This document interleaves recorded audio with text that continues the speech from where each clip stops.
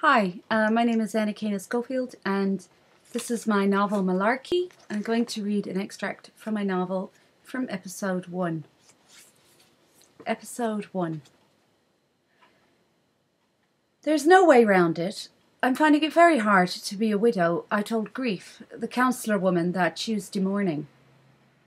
Are you missing your husband a great deal? Not especially. I miss the routine of his demands, it's true, but I'm plagued day and night with thoughts I'd rather be without. Are you afraid to be in the house alone? Indeed I am. Are you afraid someone's going to come in and attack you? Indeed I am not. And these thoughts, do they come when you're having problems falling asleep? No, I said. They're with me from the first sup of tea I take to this very minute, since 3 days after my husband was taken. Tell me about these thoughts. You're sure you want to know? I've heard it all, she insisted. There's nothing you can say that will surprise me. I, disbelieving, asked again. You're sure now? Absolutely. Men, I said. Naked men. At each other all the time. All day long. I can't get it out of my head. Well now, she said, and fell silent. She had to have been asking the Almighty for help until finally she admitted she could think of no explanation, and her recommendation was to scrub the kitchen floor very vigorously and see would a bit of distraction help. Pay attention to the floor and maybe they'll stop.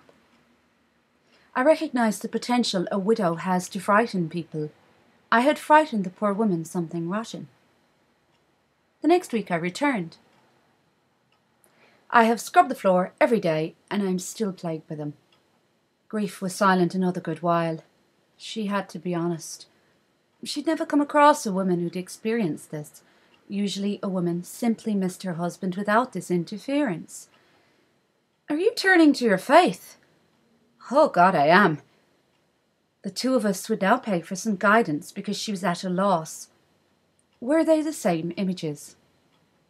Worse, I said. Even more of them, and had filthy stuff together, and now they all seem to be bald regardless of their ages. Did she think the devil might target widows? He might, Grief said. He very well might. But it'd be worth looking into them Nigerian preachers, the black fellas I've seen on the telly, who can exorcise them from the place. It might, she said. It very well might. The girls in my gang asked why I wasn't going to the grief counselling anymore. There's something awful morbid about her. She's the sort who nearly put you off being alive.